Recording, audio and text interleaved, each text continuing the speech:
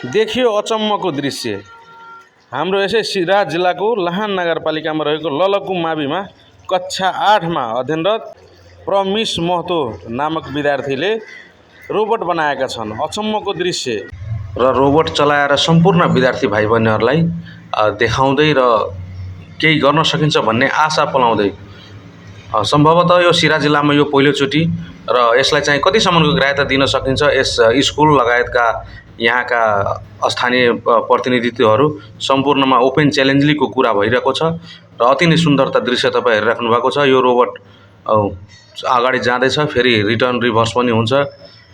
एकदम अति नै सौन्दर्यकरण र स्कुलको लागि पनि धेरै नै साहसिलो काम भएको छ र स्कुलको नाम रोशन गर्ने र आफ्नो नाम सँगसँगै पनि रोशन गर्ने प्रतिबद्धताका साथ जुन काम गरिरहेका छन् विद्यार्थी बाबुलाई धेरै धेरै बधाई, धेरै धेरै धन्यवाद। आगामी दिनका लागि पनि धेरै धेरै शुभकामना र साथ सहयोगको लागि सबैजना सपोर्ट गरिदिनु हुन र यो भिडियो लाइक कमेन्ट सेयर गरिदिनु अनुरोध